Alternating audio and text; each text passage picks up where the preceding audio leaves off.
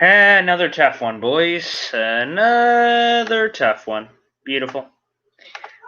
Just beautiful. We'll get started here in just a second on Play Like a Jet Zone here. So just give me a minute here as we're sharing the link to the rest of the world. Ah, boy. God, this team kills me. But the fun thing about this team, if you're going to use that term fun, they find a way to kill me every week. Does that make any sense? They don't kill you the same way. Although Adam Gase's play calling kills you the same way. That's for sure. We'll talk about that here in a second. Again, Boy Greene here with you on Play Like a Jet Zone. The New York Jets pre- and post-game show. Yes, sir. Right here. Yep.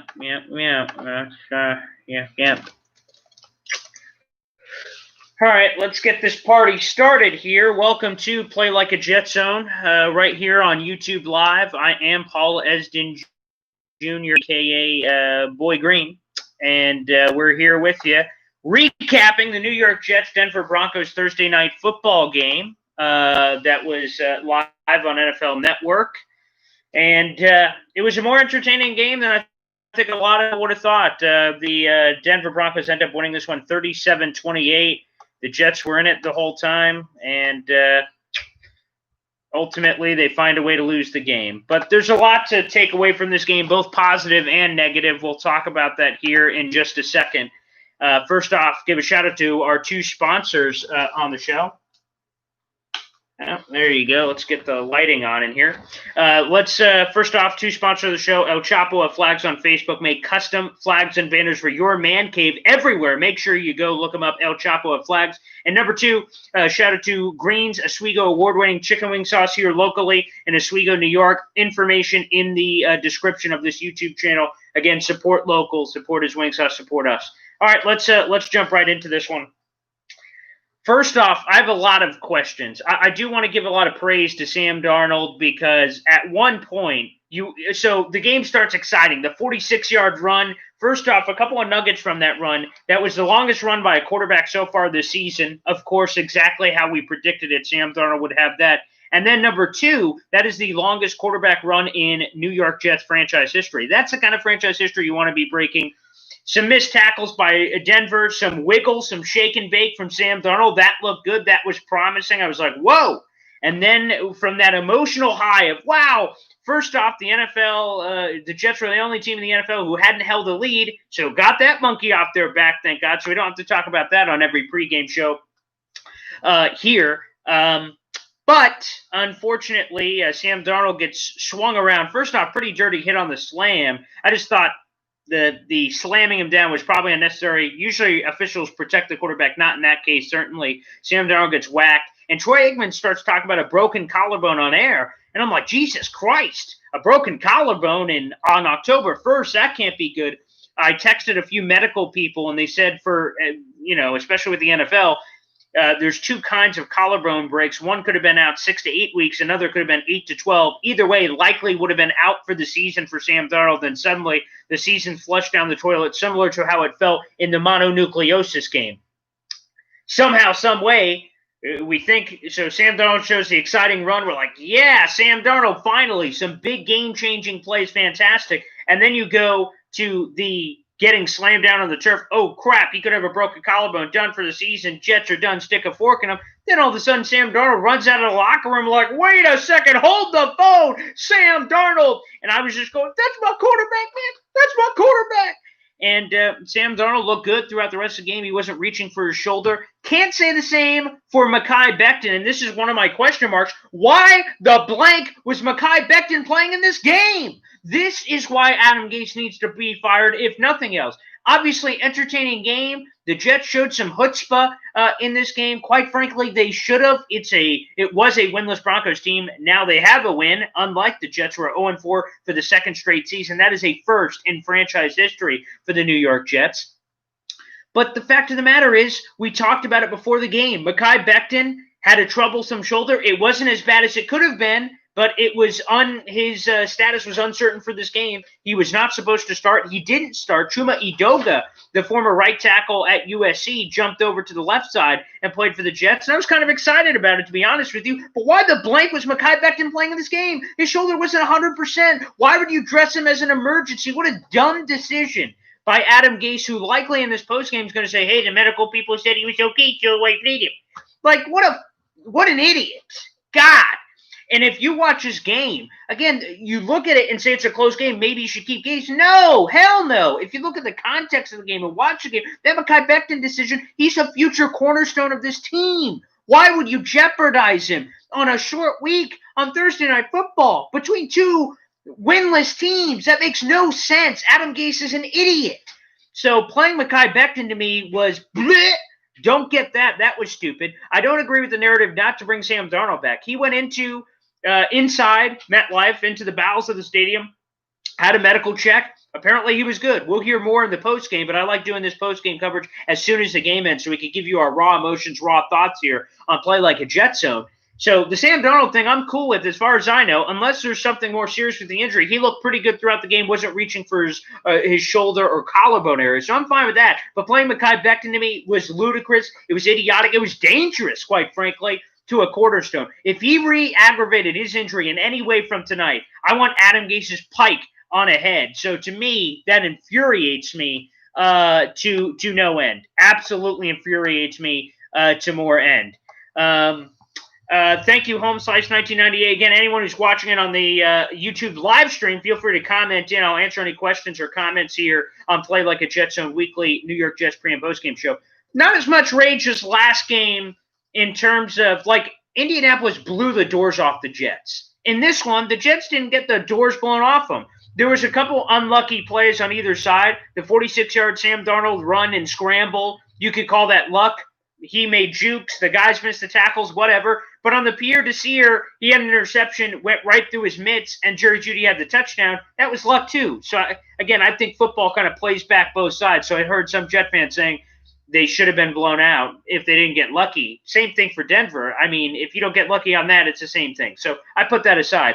But, yeah, sorry for the loss. Again, I said it in the pregame show. I'm not rooting for losses. I don't want that. I would have been happy to come on here on Play Like a Jet Zone. I didn't think I'd be a quarter through the season and not talking about a win. And they just showed the next several games to the Jets, Cardinals, Chargers, Chiefs, Patriots, Bills. I don't see where the win is. I don't see where the win is, quite frankly. And then you go 0-5, 0-6, 0-7, 0-8. Good Lord, have mercy. This team started 1-7 last year. Don't feel great about that. But there are some positives to take away from this game, which we'll talk about here.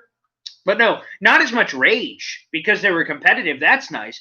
I mean, I'm disappointed in a lot of Adam Gase, quite frankly. The Mekhi Becton thing to me is ridiculous. He shouldn't have played in this game if he was at all questionable. And obviously he was. He didn't start the game. Play for the long game. He is a cornerstone of the franchise. That is dangerous. That is reckless. That is ridiculous, quite frankly. So to me, completely pissed me off about Mekhi Becton. He has been such a star for this team, a source of pride, a source of inspiration, and a bright spot for this team. A team, quite frankly, that has sucked at drafting first-rounders, and to have one that looks halfway decent to do something like that to potentially jeopardize his career was stupid. Now, back on the Darnold thing, on that run, I love the wiggle. I love the shake and bake. I love the juice. It was great to see that from Sam Darnold, and again, that was very exciting.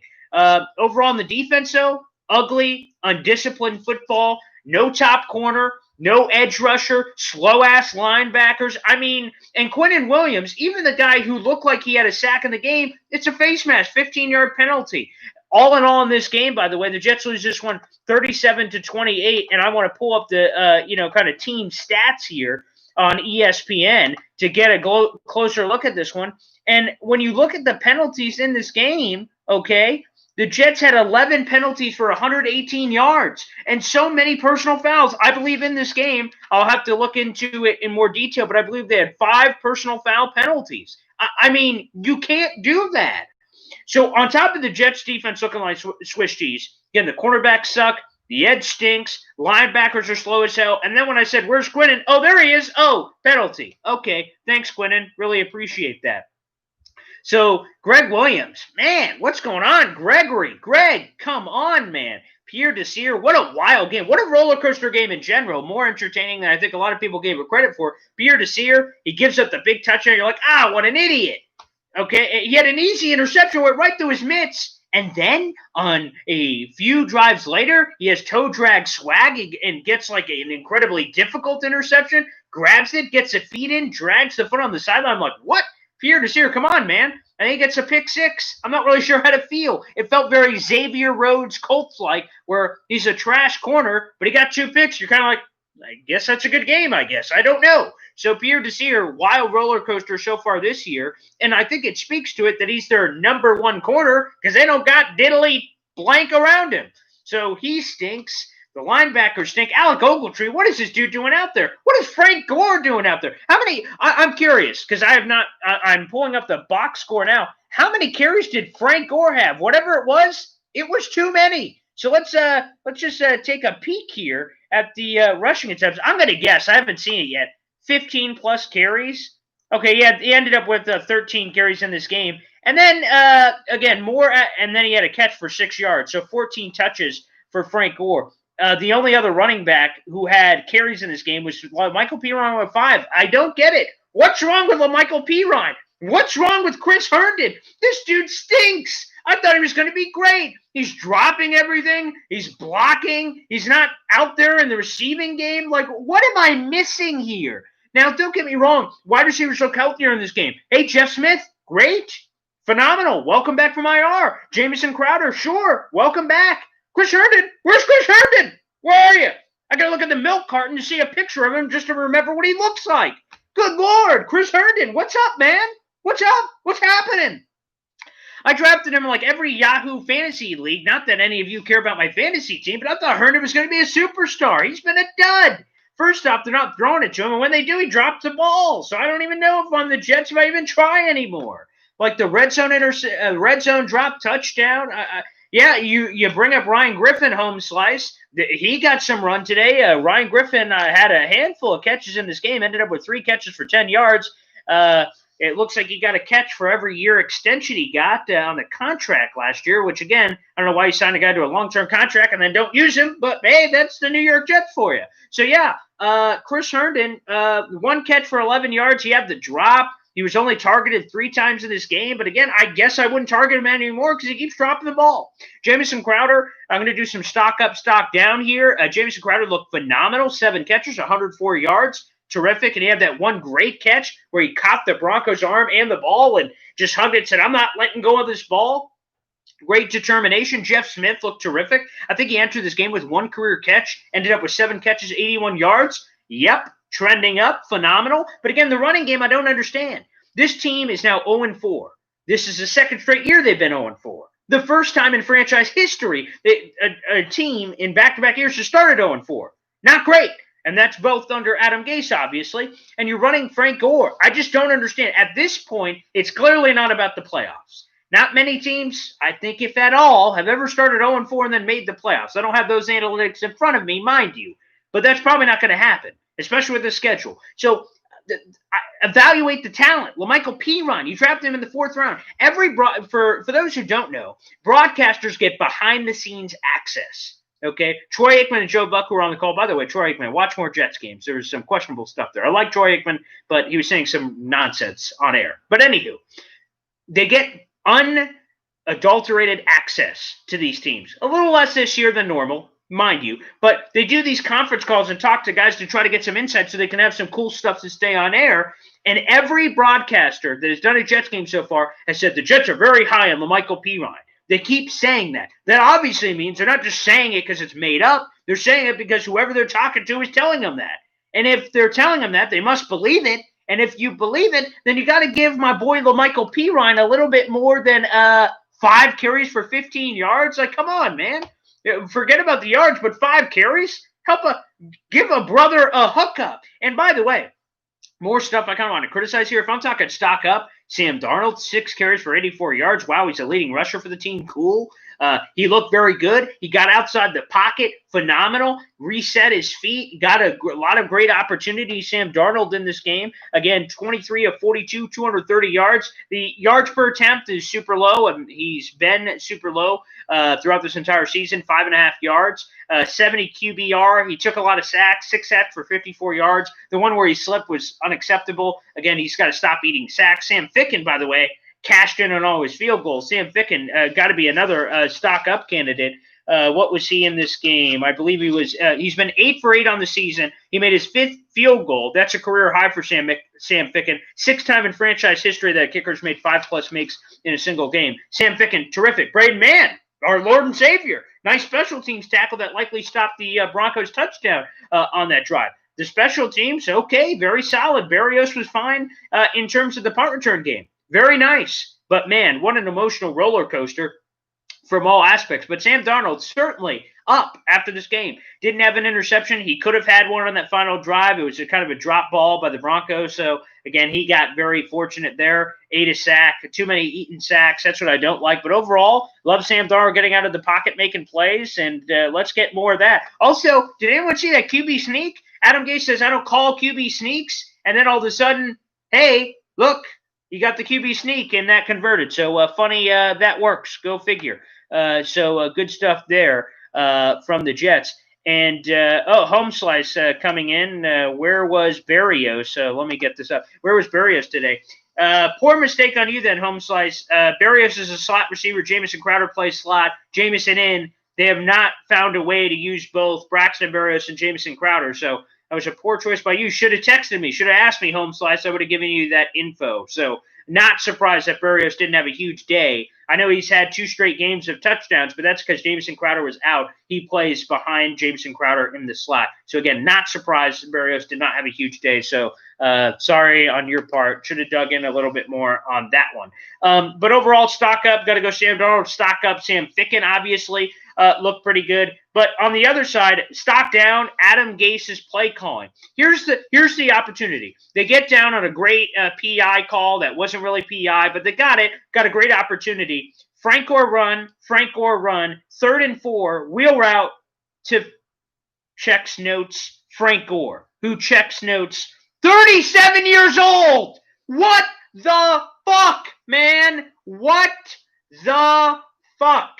Okay, I don't like to swear on the show. I try to rein it in. But a wheel route to Frank Gore, who's 37 years old, when they were showing the black and white photos and looking back to, like, the first NFL games, I thought that was highlights from Frank Gore. Like, good Lord, 37? What the – Kalen Ballage, maybe? I don't even like him. He made a lot of mistakes in the game. But Michael Pirine, a fan – anyone would have been an upgrade over Frank Gore. Don't understand that one in the least bit. Again, these are reasons why I'm like, you know what?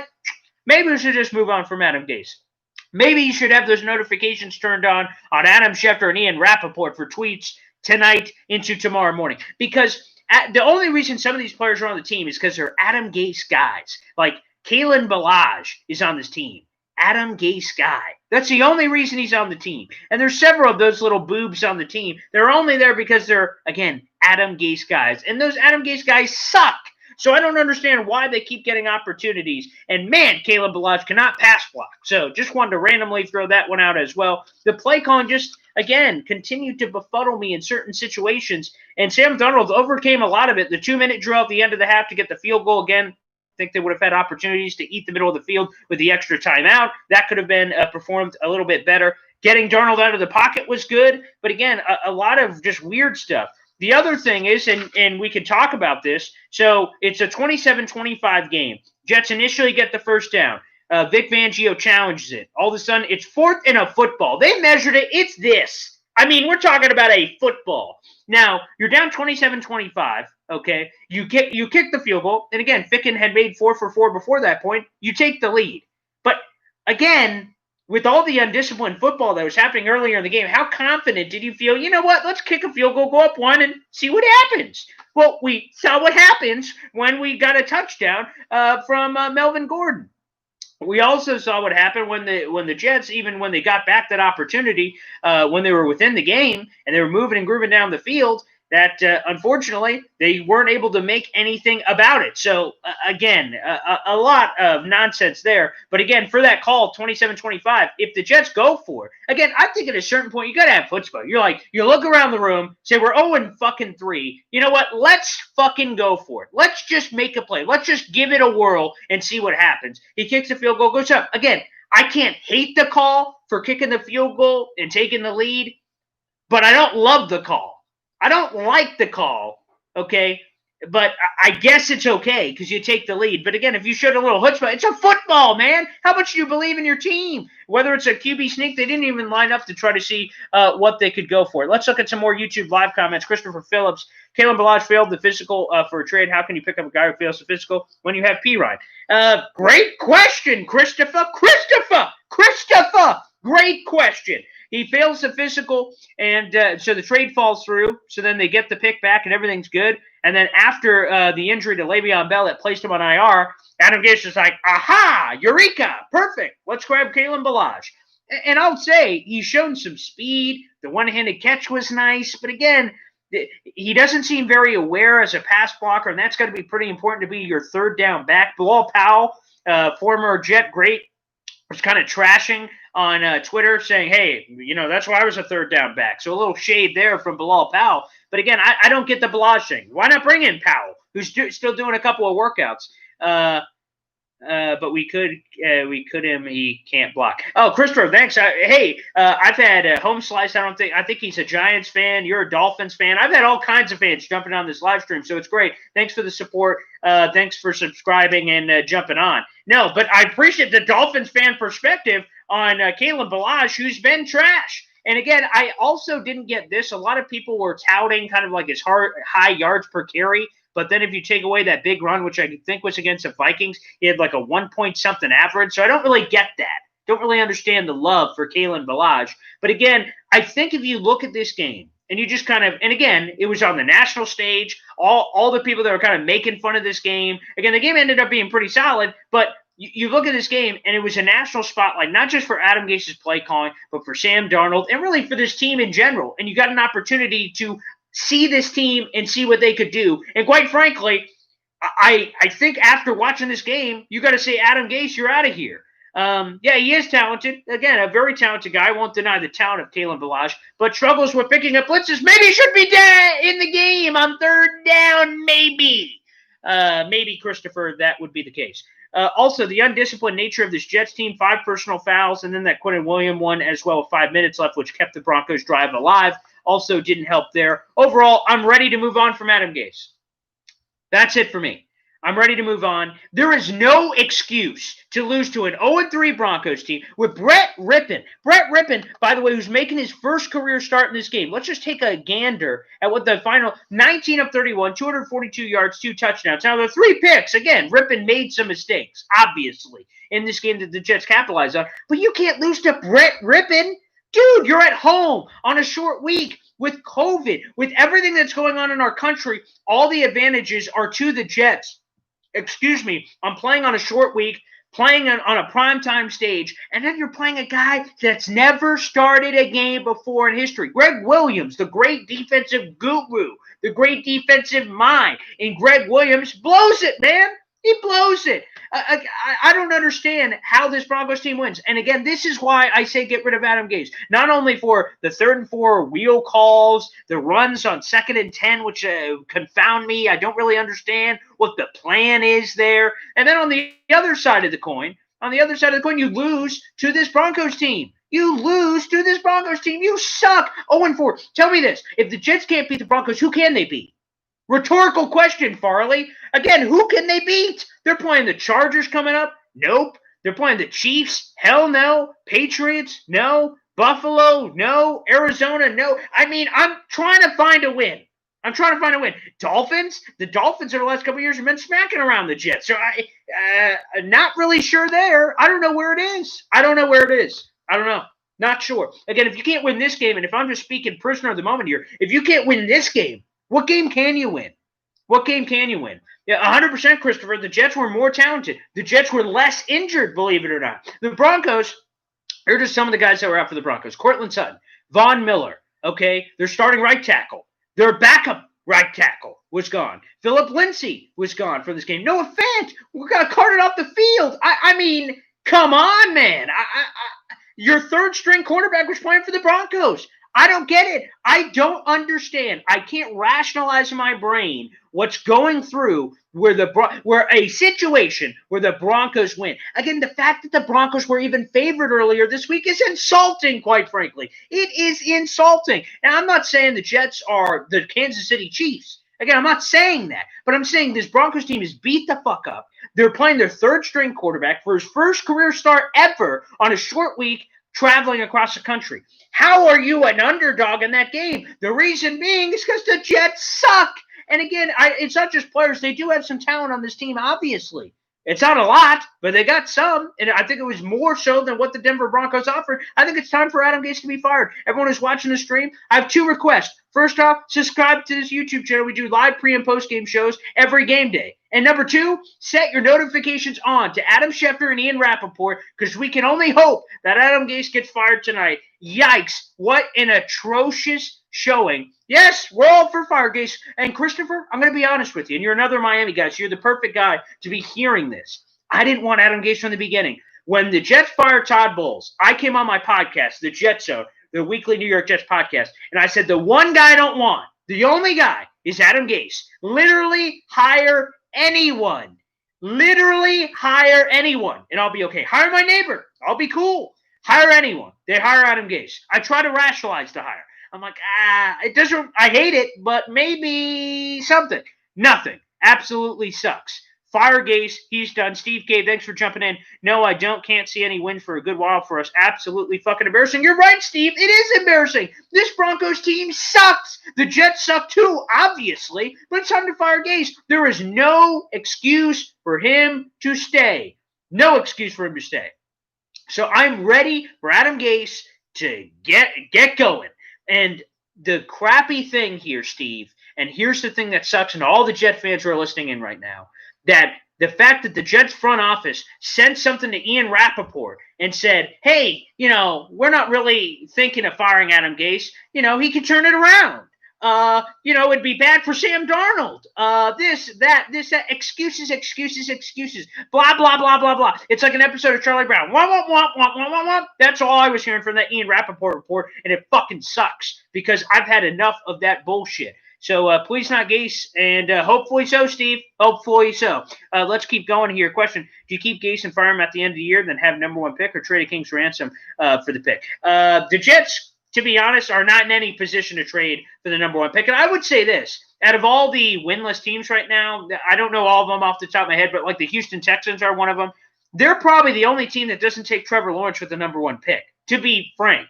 They're probably the only winless team that wouldn't. Outside of that, I think, anyone would take Trevor Lawrence. So, and the Jets aren't in any position to be using their assets to trade for another quarterback, which, assuming, would be the number 1 pick choice. Again, Trevor Lawrence here.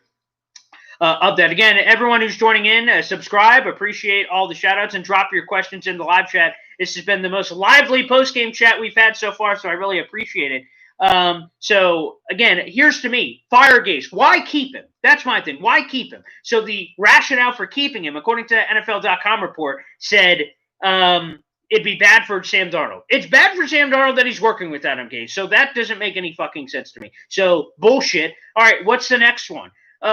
It maybe can get better. Has anyone looked at the schedule? I don't think so. So that's bullshit. So again, there's no reason to keep him. And if that's the case, right, I think it's an inevitability that Adam Gase is getting fired one way or another, tonight, tomorrow, next week, next month. I think we all agree he's getting fired.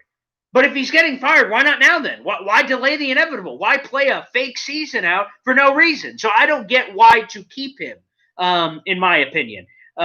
I think Darnold is shell-shocked too. I will say in this game, this was not arguably. This was his best game of the year. Sam Darnold played his best game of the year. Were there mistakes? Obviously. He had the dropped interception. But overall, he played really well. He showed his wheels. I loved what he took in front of him. Sam Darnold, I think, likes to play a lot of hero ball. A lot of the time, he looks around, sees Dick around him. He's like, you know what? It's my turn to try to force a ball in or do something. I think in this game, the thing I loved about Sam Darnold was if there was green grass ahead of him so he could collect a couple of yards, he did so. Obviously, the 46-yarder is what's going to catch all the headlines. But Sam Darnold did a great job of situational awareness. Hey, look, there's green grass in front of me. Take 5, take 6, dump it off, do this, do that. I thought Sam Darnold did a terrific, phenomenal job from that mistake. But I think he is shell-shocked overall with poor play calling and the lack of weapons around him. I think he's trying to do the best he can. I thought this was his best game of the season. Not that that's saying much because weeks 1 and 3 were god-awful. Week 2 was just super conservative. So this was clearly his best game yet. But again, not a lot to work with. Yes, Steve, 100%. As good as Lawrence is, and look, Darnold is not a bust. Gase is the bust. But this is what I will say, is that, and maybe today is a perfect example of a counter-argument to me, is I don't think I could envision a scenario where the Jets are the worst team in football, 0-16, 1-15, 2-14, or whatever it is, and Sam Darnold wasn't one of the reasons why they were that bad. But today, Sam Darnold was very good, and outside of the almost turnover, he looked phenomenal, and the Jets still lost. If he could do that on a consistent basis, maybe if the Jets have the number 1 pick, I'd be cool trading back for a king's ransom and grabbing a Jamar Chase or a Penny Sewell or whoever that is. But I don't know if that can happen consistently in this way. It's not getting any better with Gase. So, Steve, 100%, I'm ready to move on. And, yes, actually, I have that stat right here for you, Steve. I'm glad you bring that up. So if Adam Gase is fired, the logical guy is to bring up Greg Williams as the interim head coach. I actually had this ready in the pregame show. Greg Williams was 5-3 as the Cleveland Browns interim head coach back in 2018. So, yes, his record actually is terrific as an interim head coach. Absolutely phenomenal. I will say overall, here's a cumulative number for interim head coaches since 2010. There have been 22 interim coaches. Their combined record is 46-74. That is a .383 winning percentage. Not great. And the Jets' overall winning percentage during that same time is only a little bit better at .417. So Greg Williams would be the obvious choice for me. I know there's been some Brant Boyer love on social media, but he's never done it before, and Greg Williams has. Even though the defense hasn't been great, it's been Swiss cheese. It sucked, quite frankly. He would make the most sense as that guy, as Greg Williams. His record is not bad, and it is perhaps the only option on this Jets coaching staff. Going back to Christopher here, you have to get an offensive-minded coach to help Sam. Chan was brought into Miami to simplify the offense. The Jets brought in, before him coming to Miami, he was with the Jets before he retired. Again, I think Adam Gase's offense is too complicated. I think he overcomplicates things. I think he overanalyzes things. I think that's a big problem with Adam Gase. I don't think he learned from his mistakes. I think he's stuck in his ways. I don't think he adapts. I think in terms of halftimes, what's supposed to happen is if you're getting beat over the head with something, you go to halftime, you make adjustments, come out, and change. I don't think Adam Gase knows how to do that, quite frankly. So I think that's one of his big struggles. I would love an offensive-minded head coach if it's the right fit. I don't think he could fit square peg and round hole. I would not like another defensive guy. But, again, show me the candidates and we can talk. I know a lot of people are high on Eric Bieniemy. Whether you go with the San Francisco defensive coordinator, I heard a lot of people talk about him, Robert Saleh. Again, show me the candidates that we could see. But I'll tell you, anyone would be better than Adam Gase. Normally, when we talk about firings in sports, like I'll use the NBA as an example, Clippers fired Doc Rivers. My question is, I think Doc Rivers is terrific. I won't get all NBA on you here, but I think Doc Rivers is great. But who are you replacing him with? Again, I don't think they have the right answer to that, or how many people are better than Doc Rivers. I don't know. How many people are better than Adam Gase? Literally anyone. Anyone I would take. Anyone would be an upgrade over Adam Gase, in my esteemed opinion. I just, again, can't take it. It's nonsensical. And I think it's over. I think it's time to stop delaying the inevitable. Going back here to Steve, again, keep jumping in for everyone new, jumping in on the YouTube live chat. Drop questions, comments. I'll stay here as long as you guys are dropping comments here on Play Like a Jet Zone. Again, thank you, everybody, for jumping in. Hit that subscribe button if you like what you're seeing. We do this pre- and post-game show every week, every game day for the New York Jets. Really appreciate all your support. Steve, Gase overcomplicated the hell out of his offense where Darnold had to speak to him to cut it down a bit. That was last year. 100%. I believe that was Rich Samiti and NFL Network. I think both of them came to that report. Again, Sam Darnold said, hey, here's what I like, here's what I don't, and then Adam Gase changed it. Does he have to do that every year, or can Adam Gase be a respectable head coach? I think that's good, especially with young quarterbacks like Darnold. No, it's not, Steve. Again, I think it's on the coach. That's his job. Christopher, I agree. Yep, he's stuck in a complex offense. Gase struggles with adapting places. Berrios should have played. Get your best players on the field. That's the thing for me, Christopher. And it kind of goes back to that home slice point. He was trying to make money in DraftKings. Again, Berrios is Jamison Crowder's backup, but Berrios has been very good. You're telling me an offensive coordinator can't find a way to get 2 slot receivers on the field, run double crossers or whips and try to get them quick outs? Like all the time, again, I'm not an offensive coordinator, but pre-snap on a bunch of plays, like the Jets had some predetermined run reads. Like the thing I didn't get was when the Broncos backed up and had off coverage and it was like 2nd and 7, if I'm Sam Darnold, I look out to my boundary receivers on both sides. They have extra cushion. Run quick 5 yards out. I deliver it to you. Boom. Now we're at 3rd and manageable, 3rd and short. I didn't understand the lack of that. Again, Sam Darnold apparently has the freedom to change some plays, not all plays, as we found out from Adam Gase. Again, pre-snap reads, eat what's in front of you. That's what made Tom Brady so successful. He'd look out. Oh, he's playing off. Zebra, zebra, zebra. Hike. Whoop. Quick 5, 7 yards. Cheap yards. He just takes it. Or when he's doing the no-huddle offense, quickly goes up, defense not set, run a quarterback sneak and fall for 5 yards. Again, you don't have to be New England. You don't have to be Tom Brady. But I just take what's there. Don't overcomplicate it. It's not that complicated. You're moving the ball. Now, again, you could do creative reads and rubs and try to create separation because I don't care what next-gen stats say. If any of you Jet fans saw that before the game, next-gen stats says the Jets are like the 4th best in the league at creating separation. That's a load of horseshit. If anyone's watching it, I don't care what your stats say, and I'm an analytics guy. I love analytics. Whatever that is horseshit. You need to reevaluate your analytics. When they're that woefully wrong, you got to fix that shit. So that can't be right. But again, with their lack of creating separation, you almost have to force feed it yourself by making plays, making mismatches, and trying to create offense. And they did that on the nice pick in the Indianapolis game where they had that nice pick that created the opening down the right half. So I'd like to see a little bit more of that, some more creative offense, quite frankly.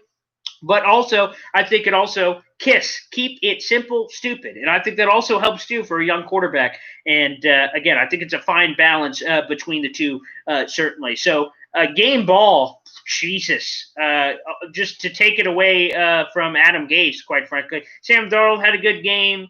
Quinnen had some nice plays in the run game, but again, pass rush is why he was brought to this team. Not to be another run-stuffing defensive lineman because the Jets have plenty of those. So game ball probably to Jamison Crowder after this one. Pierre Desir, I can't give the game ball to. He's just so wildly inconsistent.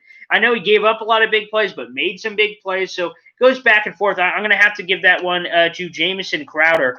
7 catches, 104 yards. Again, he's a big part of this team. He had 10 targets in this game, had the long 35-yarder. He is the secret sauce to this offense. Get him the ball as early and often. Christopher, football's not that complicated. Remember, pick up football game escape. Get the ball to the best player. Hell yeah. All the time. When I'd get in the huddle and I played some of that rec football going up into college, I'd look around and say, hey, Tyrone, you ready for the ball? All right, guys, let's try to get open here. We're trying to throw it to Tyrone. Again, it's a very simple Herndon, Jameson, whoever the guy is. Again, Herndon has been underwhelming and disappointing. So if you don't want to go there, fine. I get it now. But Jameson or Berrios or whoever your guy is, pick your guy. Again, get him the football, 100%. You don't have to overcomplicate things. That's a problem with Adam Gase.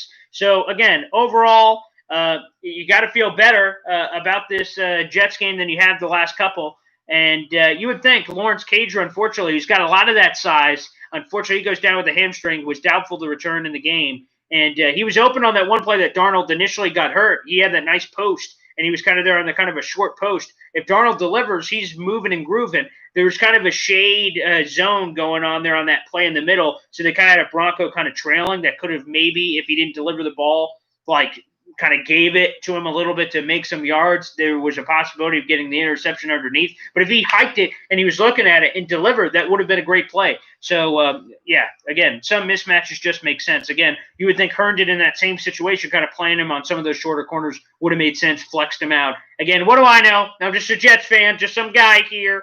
But nonetheless, wow, what a game. Again, it was a roller coaster game, whether the high of the Sam Darnold touchdown, I'm like, woo! Then the injury, I'm like, oh no, the season's over, forget it. And then Darnold comes running out, no, that's my quarterback. So there was a lot of action and emotion going on in this game. It was incredible. It was overwhelming. And then they get the loss. And like I said, I would have loved to come on this post-game show and raved about a win. Wow, we got one. And I don't know how great you could have felt about beating a shitty 0-3 Broncos team that is now 1-3, by the way. Jets are 0-4, so with respect. But beating that team, I don't know how great you could have felt because you were supposed to beat that team, and you found a way to lose. Ultimately, that's why I think Adam Gase should get the hook. Everybody, this was the best interaction we've had on a live chat. Please subscribe and hit the little bell notification so every time we go live, you get a notification for it. I love the interaction. Thank you, Christopher. Thank you, Steve. Thank you, everybody who's commented in. Thank you. This is why I do it. I love getting the interaction from you guys, the fans. So hit the subscribe button. Also, shout out to 2 of my sponsors. If you guys want a cool banner, whether you're a Jets fan or not, custom banner, custom tailgate flag for you guys. You can get this made. El Chapo flags on Facebook. That's also in the description of this YouTube video. And also Greene's Oswego award-winning chicken wing sauce. Even if you're not local, I can't recommend it enough. Louisiana Lightning, Bee Sting, El Diablo. I love garlic parmesan. They ship the wing sauce. It's cheap. And also it's made here locally in America, in Oswego, and they can ship out. Support local during these trying times if you can. It's a wonderful product. It's a wonderful family that makes these sauces for everybody. The product is delicious.